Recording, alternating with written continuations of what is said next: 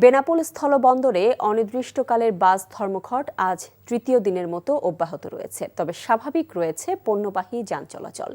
দূরপাল্লা যাত্রীবাহী বাস ধর্মঘটের কারণে ভারতে যাতায়াতকারী পাসপোর্ট যাত্রীদের দুর্ভোগ চরমে পৌঁছেছে। বাস না পেয়ে অনেকে বেনাপোল থেকে ইজি বাইক ও লোকাল বাসে করে যশোর সহ আশেপাশের জেলায় যাতায়াত করছেন। বেনাপোল পৌরসভা আন্তর্জাতিক চেকপোস্ট থেকে দিবা ও নৈশ পরিবহনগুলোর বাসস্ট্যান্ড সম্প্রতি 2 কিলোমিটার দূরে সরিয়ে দেওয়ার প্রতিবাদে গত শনিবার থেকে পরিবহন মালিক এবং শ্রমিক সংগঠনগুলো অনির্দিষ্টকালের এই ধর্মঘটে ডাক দেয়।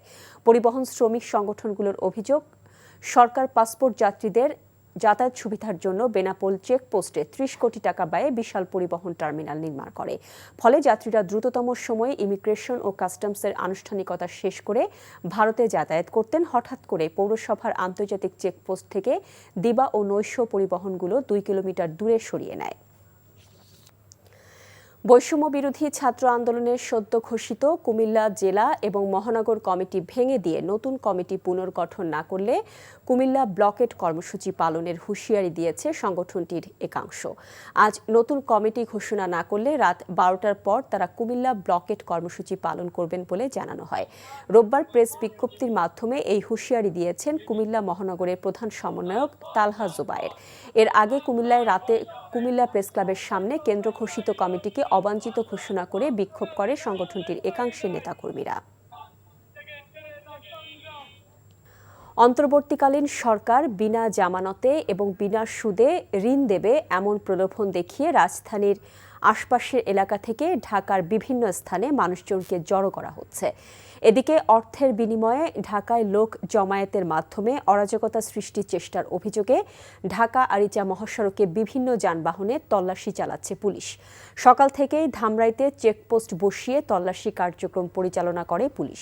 জননিরাপত্তার কথা ভেবেই চেকপোস্ট পরিচালনা করা হচ্ছে।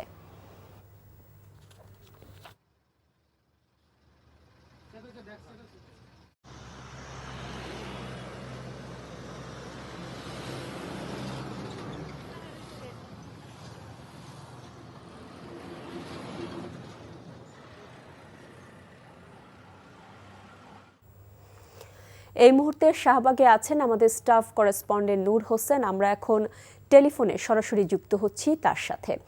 নূর, মানুষজন যে আসছে বিভিন্ন জেলা থেকে, তারা কি বলছেন এবং কারা তাদেরকে সেখানে জড়ো করছেন, সেখানকার পরিস্থিতি সম্পর্কে আপনি কি জানতে পেরেছেন আমাদের জানাবেন।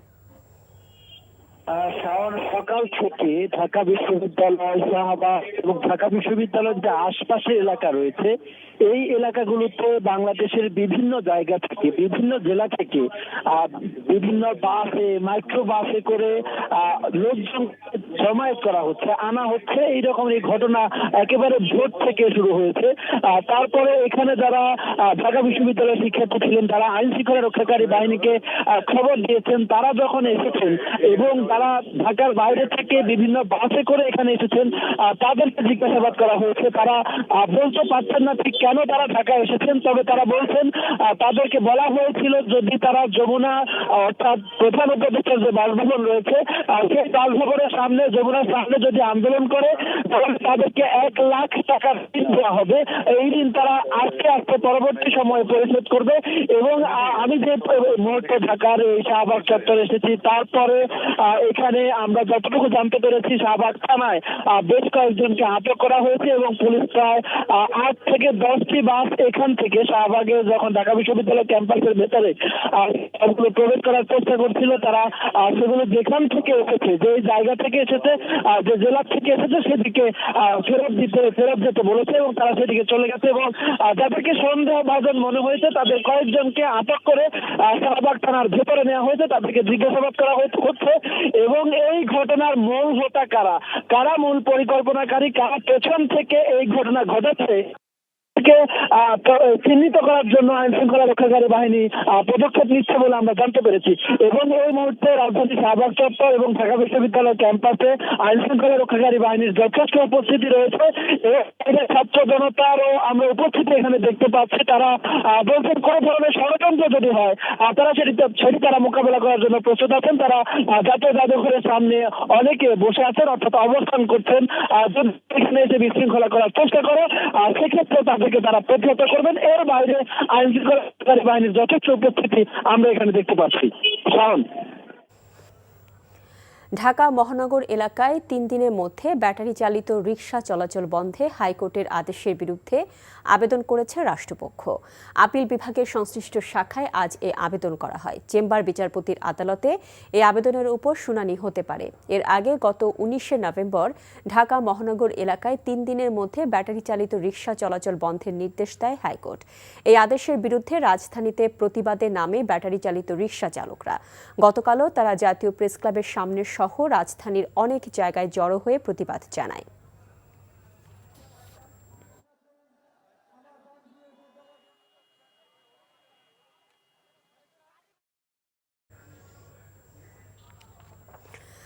আন্দোলনরত ব্যাটারি চালিত রিকশা চালকদের সাথে বৈঠকে বসেছেন ডিএমপি কমিশনার। কিছুক্ষণ আগে ডিএমপি সদর দপ্তরে এই বৈঠক শুরু হয়। এই মুহূর্তে ডিএমপি সদর দপ্তরে আছেন আমাদের সহকর্মী নাহিদ প্রিন্স। আমরা সরাসরি টেলিফোনে যুক্ত হচ্ছি তার সাথে। নাহিদ, ব্যাটারি চালিত রিকশা চালকদের সাথে বৈঠকে কি কোনো সিদ্ধান্ত হয়েছে? এখনো বৈঠক চলছে। 11টায় তারা ঢুকেছে ভেতরে সদর দপ্তরে। ডিএমপি কমিশনারের সাথে ইতিমধ্যে তারা বৈঠকে বসেছে, আলোচনা চলছে ভেতরে, কিন্তু এখনো সিদ্ধান্ত আসেনি যে কি হতে চলছে। তবে সবাই সবার যৌক্তিকতা তুলে ধরছে। তারা চাচ্ছে যে তাদের যে 12 দফা দাবি ছিল রিকশা চালকদের, যে রুট পারমিট ঠিক করা, তাদের লাইসেন্স প্রদান করা, তাদের যে যত নিয়ম কানুন আছে সব কিছু মেনে তারা মূলত তাদের রিকশা চালাতে তারা চায়, সেটি তারা বলছিলেন বারবার। তাদের যৌক্তিকতা তুলে ধরেছেন। আমরা কিছুক্ষণ আগে ভেতরে ছিলাম এবং ডিএমপি কমিশনার সহ এখানে যারা রমনা এবং আশপাশে যারা বিভাগের দায়িত্বে যারা রয়েছেন, জোনের দায়িত্বে যারা রয়েছেন, ডিসি, তারাও কিন্তু সেই মিটিং এ উপস্থিত আছেন। তারা বিষয়গুলো পর্যালোচনা করছেন এবং শুনছেন তারা কি বোঝাতে চাচ্ছেন, কি বলতে চাচ্ছেন। এবং এই মিটিং এর পরই হয়তো একটি সমাধান আসবে যে তারা তাদের পক্ষ থেকে যে বিষয়গুলো সেগুলো তারা পরিষ্কার করছেন। এছাড়া যে চাঁদাবাজির বিষয়গুলো আসছে, যে পুলিশের পক্ষ থেকে যদি চাঁদাবাজি করা হয় সেক্ষেত্রে ডিএমপি কমিশনার একটি কঠোর নির্দেশনা দিয়েছে যে চাঁদাবাজি যদি কেউ করে, পুলিশের কোনো সদস্য যদি জড়িত থাকে, সেক্ষেত্রে তারা দ্রুত ব্যবস্থা নিবে এবং সেটি খুব কঠোরভাবে সে সিদ্ধান্ত জানিয়েছে। কিছুক্ষণ আগে বৈঠকে এই সিদ্ধান্ত তিনি জানায় এবং ধাপে ধাপে তিনি কিছুক্ষণ আগে বৈঠকে এই সিদ্ধান্ত তিনি জানায় এবং ধাপে ধাপে তিনি কথা শুনছেন। ইজি বাইক, ব্যাটারি চালিত রিক্সা শ্রমিকদের সাথেও কথা বলছেন। এদিকে ব্যাটারি চালিত রিক্সা দুই সংগঠনের নেতাকর্মীদের সাথেই কিন্তু কথা বলছেন, আমরা সেটি শুনছিলাম। এছাড়া কিন্তু যতটুকু জানতে পেরেছি যে আশপাশের এলাকায় কিন্তু এখনও অটোরিকশা চালক শ্রমিকরা আন্দোলন করছে। তবে সেই বৈঠকের পরে কি হচ্ছে না হচ্ছে সব কিছু কিন্তু বোঝা যাবে যে সেই সিদ্ধান্তে কি আসবে।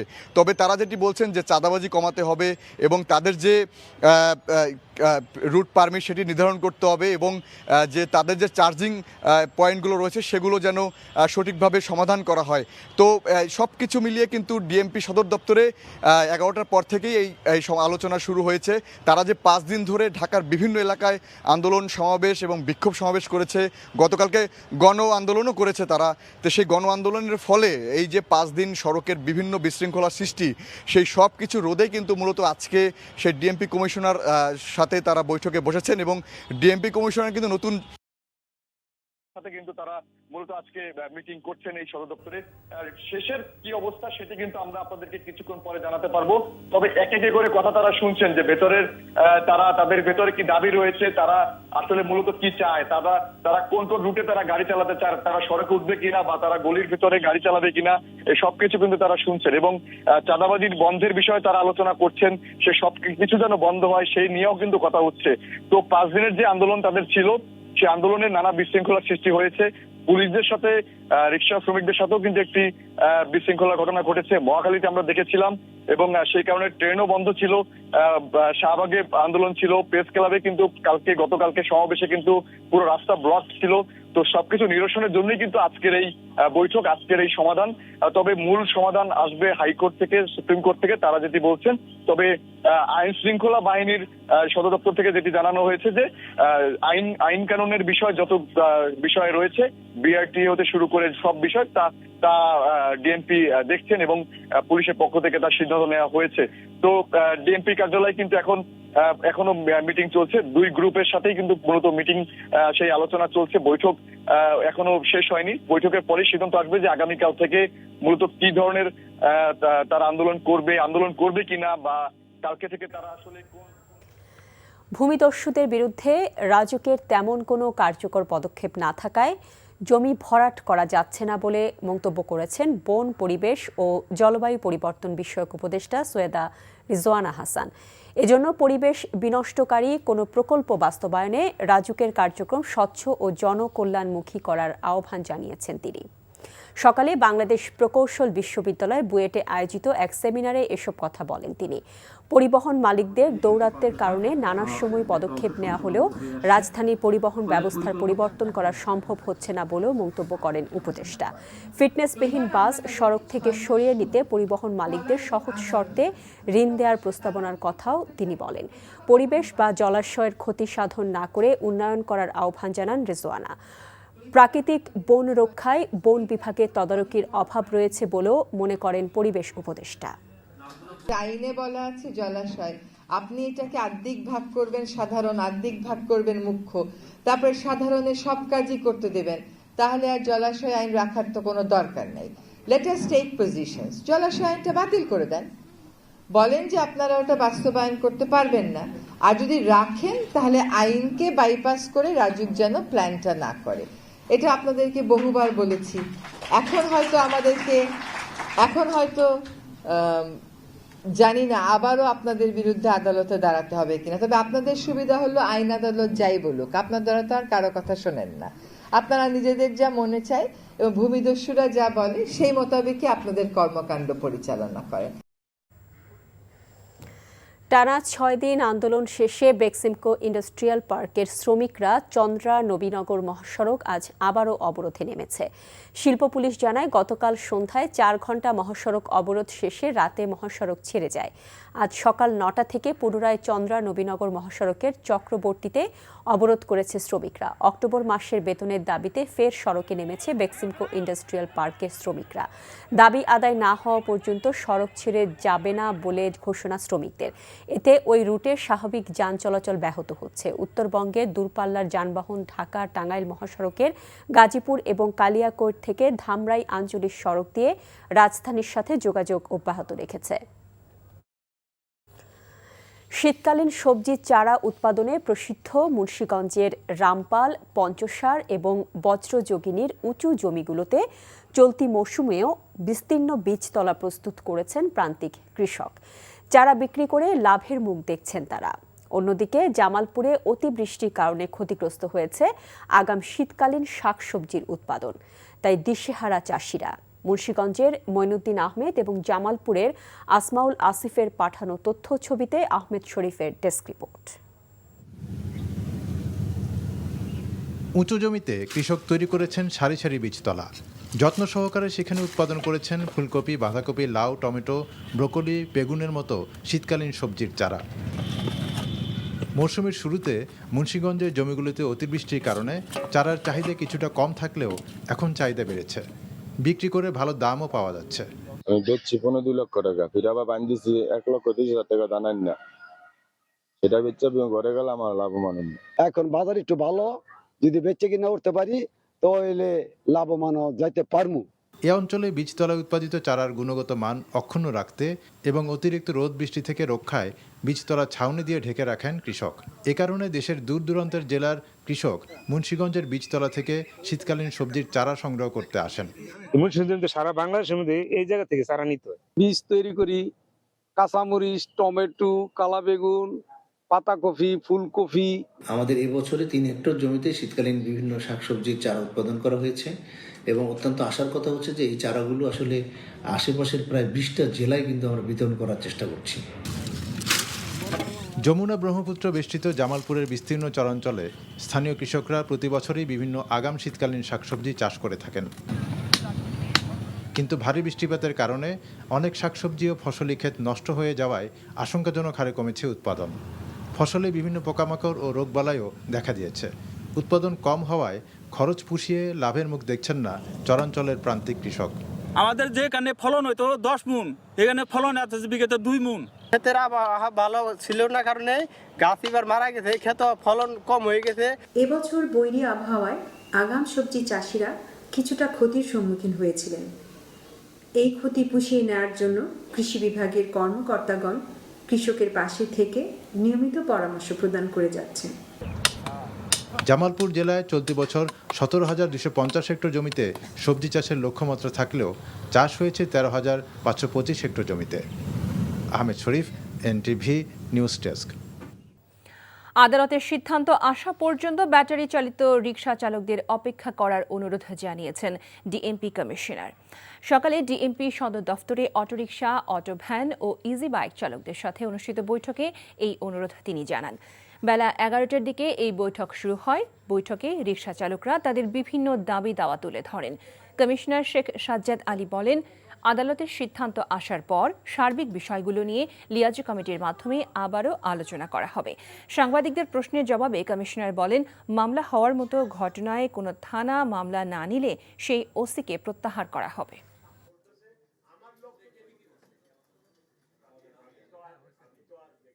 কোনো চাঁদাবাজি হবে না, কোনো চাঁদাবাজি হবে না। শ্রমিকের কষ্টার্জিত অর্থ থেকে আপনি খাবেন, এইটা হবে না। আর আমার পুলিশ যদি এই ধরনের কাজে চাঁদাবাজি বা ভাগ খায়, ওটার আমি জবাই দেবো, একদম জবাই দেবো। স্টেট ধন্যবাদ স্যার, আমার কাছে নিয়ে আসেন খালি।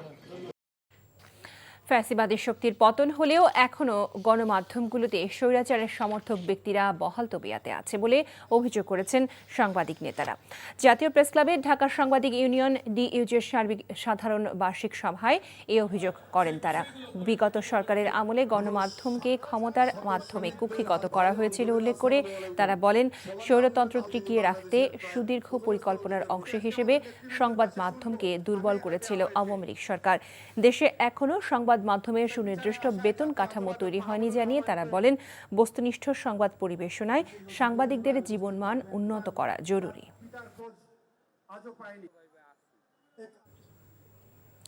মালিক শ্রমিক প্রতিনিধিদের সাথে আলোচনা করার কারণেই শ্রম অসন্তোষ কমে এসেছে বলে দাবি করেছেন শ্রম ও কর্মসংস্থান সচিব AHM শফিকুজ্জামান।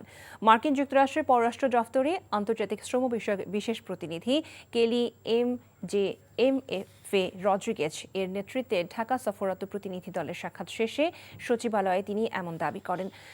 যুক্তরাষ্ট্র মানবাধিকার রক্ষা করে শ্রম অসন্তোষ নিরসন চায় বলেও জানান সচিব।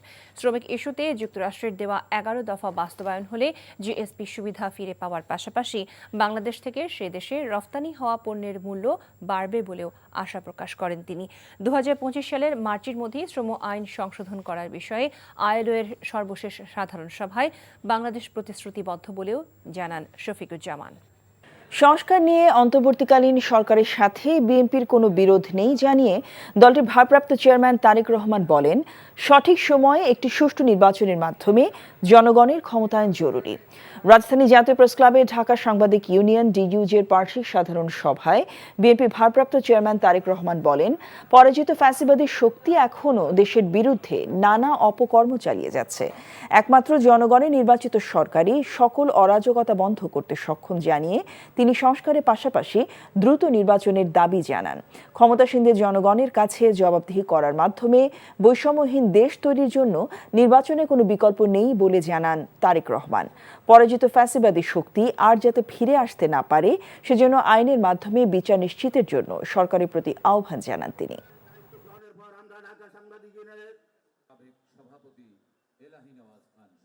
ভোটের অধিকার প্রয়োগের সুযোগ পেলেই জনগণ তাদের রাজনৈতিক ক্ষমতা প্রয়োগ করে গণহত্যাকারী, খুনি, লুটেরা, পলাতক স্বৈরাচার এবং তাদের দোষত্বকে রাজনীতির মাঠ থেকে বিদায় করে দিতে সক্ষম হবে। এ কারণেই বিএনপি মনে করে সংস্কার কার্যক্রমের পাশাপাশি একটি যৌক্তিক সময়ের মধ্যে অবাধ, সুষ্ঠু, নিরপেক্ষ নির্বাচন অনুষ্ঠান অবশ্যই প্রয়োজন। বিনা সুদে ঋণ দেওয়ার কথা বলে কয়েক হাজার মানুষকে রাজধানীর শাহবাগে নিয়ে আসে অহিংস গণ অভ্যুত্থান আন্দোলন নামের একটি সংগঠন। সন্দেহজনক হওয়ায় মূল পরিকল্পনাকারী সহ কয়েকজনকে আটক করে আইনশৃঙ্খলা বাহিনী। নিজ এলাকায় ফেরত পাঠায় অন্যদের। পুলিশ বলছে প্রতারণা না অন্য কোনো উদ্দেশ্যে তাদের ঢাকায় আনা হয়েছে তা খতিয়ে দেখা হচ্ছে। নূর হোসেনের রিপোর্ট। ময়মনসিংহ থেকে আসা যাত্রী বোঝাই বাসটি ঢাকা বিশ্ববিদ্যালয় এলাকায় প্রবেশের সময় আটক করে শাহবাগ মোড়ে উপস্থিত ছাত্র জনতা।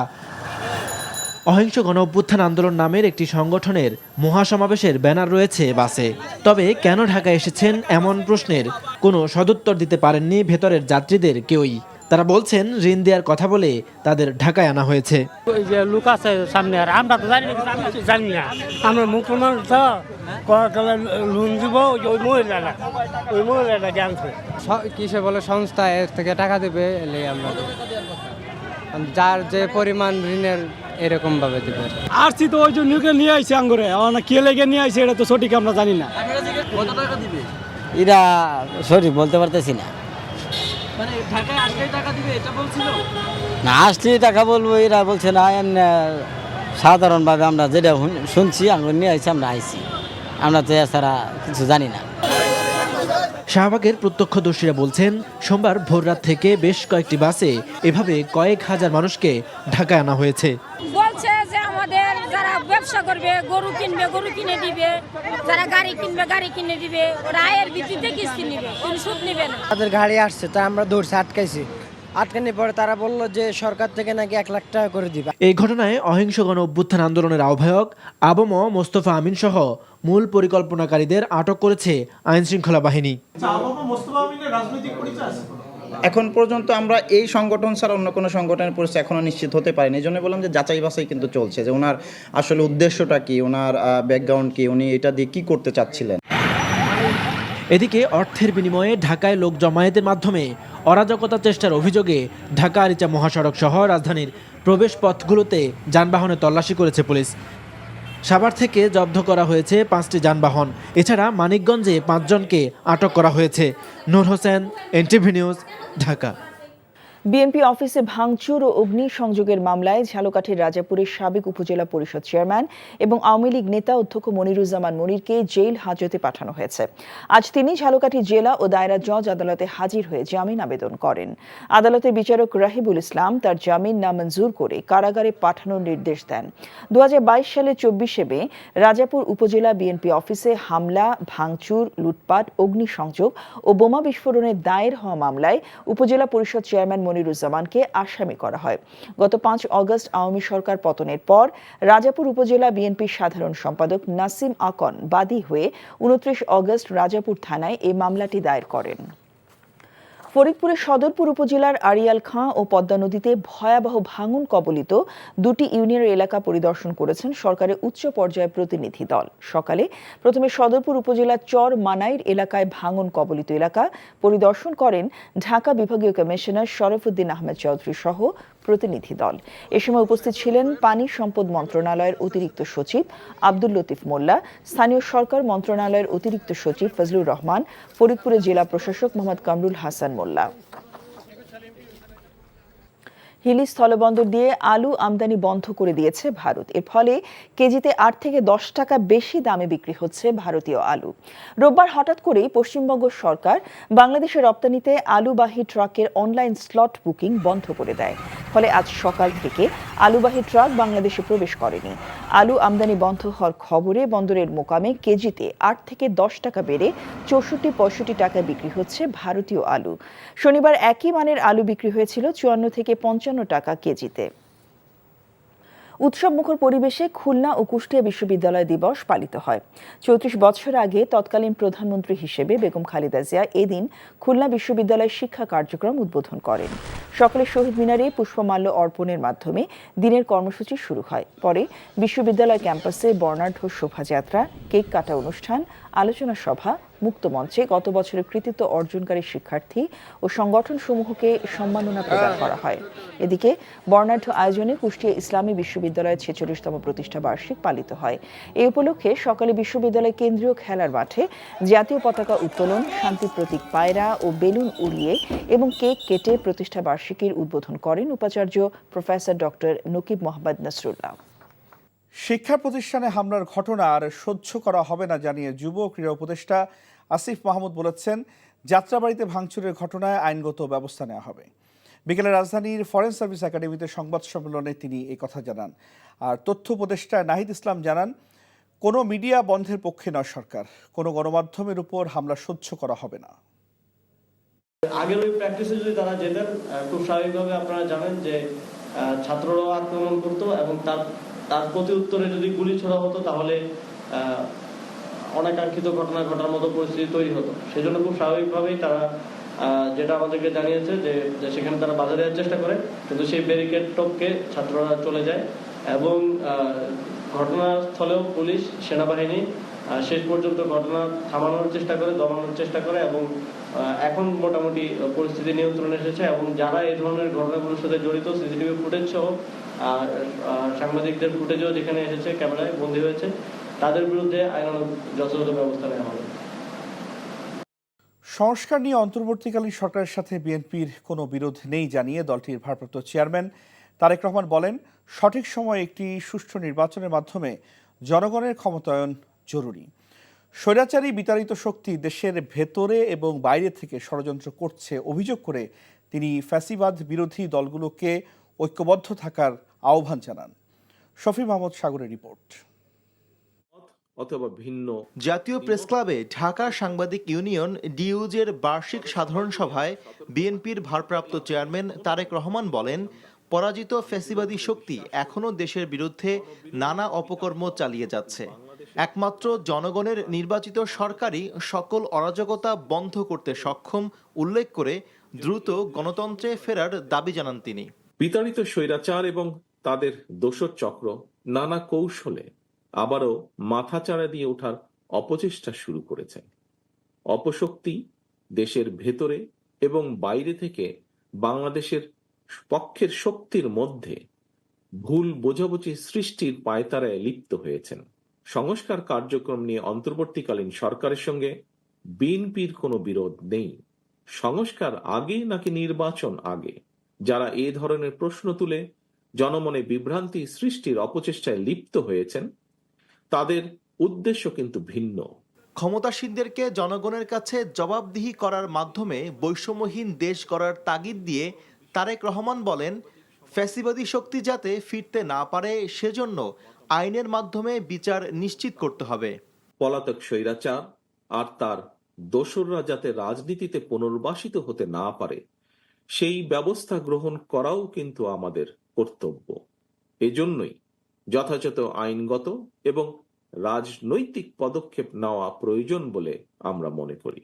ভোটের অধিকার প্রয়োগের সুযোগ পেলেই জনগণ তাদের রাজনৈতিক ক্ষমতা প্রয়োগ করে গণহত্যাকারী, খুনি, লুটেরা, পলাতক স্বৈরাচার এবং তাদের দোসরদেরকে রাজনীতির মাঠ থেকে বিদায় করে দিতে সক্ষম হবে।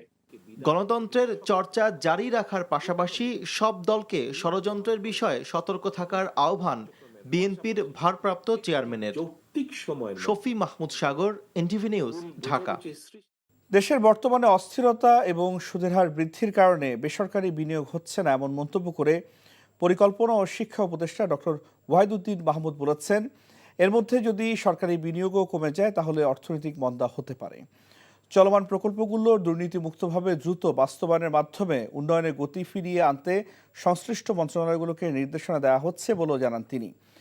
প্রধান উপদেষ্টা ডক্টর মোহাম্মদ ইউনূসের সভাপতিত্বে জাতীয় অর্থনৈতিক পরিষদের নির্বাহী কমিটির সভা শেষে ব্রিফিংয়ে তিনি একথা বলেন। একনেক সভায় 5টি প্রকল্পের অনুমোদন দেওয়া হয়। প্রতিনিয়ত শিক্ষার্থীদের আন্দোলনে ঢাকা শহরের মানুষ অতিষ্ঠ, এর সমাধান কোথায়? ব্রিফিংয়ে এমন প্রশ্নের জবাবে শিক্ষা উপদেষ্টা বলেন, অনেক দাবি ইতোমধ্যে থেমে গেছে, আর যেসব ন্যায্য দাবি আছে তারও সমাধানের আশ্বাস দেন উপদেষ্টা। এখন তো বেসরকারি খাতে বিনিয়োগের একটা স্থবিরতা চলছে, অস্থিরতার কারণে, অনিশ্চয়তার কারণে, রাজনৈতিক অনিশ্চয়তার কারণে, বিশৃঙ্খলার কারণে একটা বেসরকারি খাতে উৎপাদন যা আছে ওগুলোকেই ঠিক রাখার সমস্যা দেখা দিয়েছে। গার্মেন্টস ফ্যাক্টরিতে অনেক, কত সব জায়গাতেই তো অনেক আন্দোলন চলছে এবং তার মধ্যে আবার বিনিয়োগে তো বেসরকারি খাতে আগ্রহ এখন নাই। তার উপর সুদের হার অনেক বাড়িয়ে দেওয়া হয়েছে, তাতে করেও উদ্যোক্তারা খুব উৎসাহিত হচ্ছেন না নতুন বিনিয়োগের ব্যাপারে। প্রথম কর্মদিবসে নির্বাচন কমিশন সচিবালয়ে ব্যস্ত সময় পার করেছেন প্রধান নির্বাচন কমিশনার সহ 4 কমিশনার। প্রথম দিনেই মতবিনিময় সভায় কর্মকর্তাদের স্বচ্ছতা ও জবাবদিহিতা নিশ্চিতে দায়িত্ব পালনের নির্দেশ দিয়েছেন নতুন সিইসি AMM নাসির উদ্দিন। নতুন দায়িত্বকে চ্যালেঞ্জ নয়, ভালো নির্বাচন আয়োজনের বড় সুযোগ মনে করছে কমিশন, জানান নির্বাচন কমিশনার অবসরপ্রাপ্ত ব্রিগেডিয়ার জেনারেল আবুল ফজল মোহাম্মদ সানাউল্লাহ। নাজিবুর রহমানের রিপোর্ট। দায়িত্ব গ্রহণের প্রথম কর্মদিবসে সকালে নির্বাচন কমিশনে আসেন প্রধান নির্বাচন কমিশনার AMM নাসির উদ্দিন সহ আরও 4 কমিশনার। রাজধানীর আগারগাঁও নির্বাচন ভবনে সম্মেলন কক্ষে মতবিনিময় সভায় বসেন নির্বাচন কমিশনার সহ ঊর্ধ্বতন কর্মকর্তারা। 3 ঘন্টার বেশি সময় ধরে চলা বৈঠক শেষে গণমাধ্যমের মুখোমুখি হন নবনিযুক্ত নির্বাচন কমিশনার অবসরপ্রাপ্ত ব্রিগেডিয়ার জেনারেল আবুল ফজল মোহাম্মদ সানাউল্লাহ। আগামীতে সুষ্ঠু নির্বাচন আয়োজনের প্রত্যয়ের কথা জানান তিনি। সমন্বিতভাবে কমিশন মনে করি মোর দ্যান দ্য চ্যালেঞ্জ, আমরা মনে করি এটা একটা অপরচুনিটি। চ্যালেঞ্জ তো অবশ্যই আছে এবং চ্যালেঞ্জ মোকাবেলা করার জন্যই আমরা এখানে আছি। আমরা এটাকে অপরচুনিটি ভাবছি এই জন্য, জাতি একটা ক্রান্তি লগ্নে এসে দাঁড়িয়েছে যেখানে আমাদের আর কোনো বিকল্প নেই একটা ভালো নির্বাচন করা ছাড়া। নির্বাচনের রোডম্যাপ নিয়ে সাংবাদিকদের প্রশ্নের উত্তরে নির্বাচন কমিশনার বলেন, যথাসময়ে নির্বাচনের রোডম্যাপ প্রকাশ করবে কমিশন। আমাদের যা কিছু কাজ আছে হাতে সেগুলো মিলিয়ে দ্রুত ব্যাপারটা হয়তো রিলেটিভই থাকবে, তবে সবারই তো উদ্দেশ্য হচ্ছে নির্বাচনের দিকেই যাওয়া। যথাযথ সময় ইনশাল্লাহ আমরা সেটা নিয়ে কথা বলবো। এখনই আমার মনে হয় এটা নিয়ে কথা বলার সময় হয়নি। এর আগে নতুন কমিশন গঠনের পর নির্বাচন ব্যবস্থা সংস্কারের বিভিন্ন প্রস্তাবনা নিয়ে শেষ দিনে নির্বাচন ভবনে আসেন গণ অধিকার পরিষদ কমিশনারদের। Najibur Rahman, NTV news, Dhaka. ঢাকা মহানগর এলাকায় আগামী 1 মাস ব্যাটারি চালিত রিক্সা চলাচল করতে কোনো বাধা নেই। ব্যাটারি চালিত রিক্সা চলাচল বন্ধে হাইকোর্টের দেয়া আদেশ স্থগিত চেয়ে রাষ্ট্রপক্ষের করা আবেদনের শুনানি নিয়ে বিচারপতি মোহাম্মদ রেজাউল হকের চেম্বার আদালত হাইকোর্টের আদেশের উপর 1 মাসের স্থিতাবস্থা জারি করেন। একই সাথে হাইকোর্টের দেয়া রুল 1 মাসের মধ্যে নিষ্পত্তি করতে বলেছে আদালত। গত 19 নভেম্বর ঢাকা মহানগর এলাকায় 3 দিনের মধ্যে ব্যাটারি চালিত রিক্সা চলাচল বন্ধের নির্দেশ দেয় হাইকোর্ট। এই আদেশের বিরুদ্ধে রাজধানীতে প্রতিবাদের নামে ব্যাটারি চালিত রিক্সা চালকরা আজও তারা বিভিন্ন জায়গায় জড়ো হয়ে প্রতিবাদ জানায়। তারা নিজেরাই রিক্সা মালিক এবং তারা দুইটি মাননীয় অ্যাটর্নি জেনারেল যিনি সরকারের পক্ষে ছিলেন, আজকে পর্যন্ত যেসব ব্যাটারি চালিত রিক্সা ঢাকা মহানগরীতে চলছে, এই রিক্সাগুলো চলতে কোনো আইনগত কোনো বিধিনিষেধ নেই। কিন্তু আপিল বিভাগের চেম্বার বিচারপতি বলেছেন আমাদের রুলটি 1 মাসের মধ্যে নিষ্পত্তি করে দেওয়ার জন্য। চূড়ান্ত সিদ্ধান্তটি রুল নিষ্পত্তির পরেই হবে যে এই ব্যাটারি চালিত রিক্সা ঢাকা মহাসড়কে চলবে কি চলবে না। ব্যাটারি চালিত রিক্সা কারণে আমাদের জনজীবন কিভাবে ব্যাহত হচ্ছে, অ্যাট দ্য সেম টাইম আমি এটাও বলেছি যে যারা এই ব্যাটারি চালিত রিক্সার উপরে জীবন নির্বাহ করেন তাদের বিষয়টিও আমাদেরকে অত্যন্ত মানবিকভাবে দেখতে হবে। তবে যেহেতু সর্বোচ্চ আদালতের একটি বিষয়, একটা আইনি কাঠামোর মধ্যে না এনে যেন কোনো রকম কোনো সিদ্ধান্ত গ্রহণ করা না হয়। উস্কানিমূলক কর্মকাণ্ড গোটা দেশকে অস্থিতিশীল করে তুলছে বলে মন্তব্য করেছেন অন্তর্বর্তীকালীন সরকারের উপদেষ্টা মাহফুজ আলম। সামাজিক যোগাযোগ মাধ্যম ফেসবুকে পোস্টে তিনি বলেন, একটি দল এই দেশি বিদেশি এস্টাবলিশমেন্ট ছাত্রদের মধ্যে বিভক্তি তৈরির জন্য নানাভাবে চেষ্টা করেছে, যা দেশের ক্ষতি করছে। ক্ষমতার ভাগ না পেয়ে বাম ও ডানপন্থী কিছু গোষ্ঠী উন্মত্ত হয়ে পড়েছে বলেও অভিযোগ করেন তিনি। তবে শিগগিরই সাংগঠনিক কাঠামোর মাধ্যমে ডান বাম সবার অপতৎপরতা ব্যর্থ করে দেওয়া হবে বলে জানান তিনি। আর বিশৃঙ্খলা সৃষ্টিকারীরা যে পরিচয় হোক না কেন তাদের বিরুদ্ধে ব্যবস্থা নেয়ার আহ্বান জানিয়েছেন আর জুলাই শহীদ স্মৃতি ফাউন্ডেশনের সাধারণ সম্পাদক সার্জিস আলম। বাংলাদেশ সম্মিলিত সনাতনী জাগরণ জোটের মুখপাত্র ও পুণ্ডরিক ধামের অধ্যক্ষ চিন্ময় কুমার দাস ব্রহ্মচারীকে আটক করেছে পুলিশের গোয়েন্দা শাখা। আজ ঢাকার শাহজালাল আন্তর্জাতিক বিমানবন্দর থেকে চিন্ময় কৃষ্ণ দাসকে নিয়ে যায় ডিবি। ঢাকা থেকে বিমানে তার চট্টগ্রামে যাওয়ার কথা ছিল। বাংলাদেশ সনাতন জাগরণ মঞ্চ গত 25 অক্টোবর চট্টগ্রামে সমাবেশ করে আলোচনায় আসে। চিন্ময় কৃষ্ণ দাস ওই মঞ্চের মুখপাত্র। ওই সমাবেশের পরপরই চিন্ময় কৃষ্ণ দাসের বিরুদ্ধে জাতীয় পতাকা অবমাননার অভিযোগ এনে চট্টগ্রামে একটি রাষ্ট্রদ্রোহের মামলা করেন বহিষ্কৃত বিএনপি নেতা ফিরোজ খান। চিন্ময় কৃষ্ণ দাস হিন্দু সংগঠন ইসকনের অন্যতম সংগঠক। নিউ ইয়র্কের ম্যানহাটনে বাংলাদেশ বিজনেস অ্যাসোসিয়েশনের নির্বাচনে তরিকুল হোসেন বাদল সভাপতি এবং মোহাম্মদ রিয়াজুল কাদির লস্কর মিঠু সাধারণ সম্পাদক নির্বাচিত হয়েছেন। স্থানীয় সময় রোববার বিপুল সংখ্যক ভোটারের উপস্থিতিতে নির্বাচন অনুষ্ঠিত হয়। সকাল 9টায় শুরু হয়ে বিকেল 4টা পর্যন্ত ভোট গ্রহণ চলে। সভাপতি ও সাধারণ সম্পাদক সহ 5টি পদে নির্বাচন হয়। 31টি পদের মধ্যে 26টি পদে প্রতিদ্বন্দ্বী না থাকায় প্রার্থীরা বিনা প্রতিদ্বন্দ্বিতায় নির্বাচিত হন। নির্বাচিত প্রতিনিধিরা সবাইকে সাথে নিয়ে সংগঠনকে আরও এগিয়ে নিয়ে যাওয়ার প্রতিশ্রুতি দেন।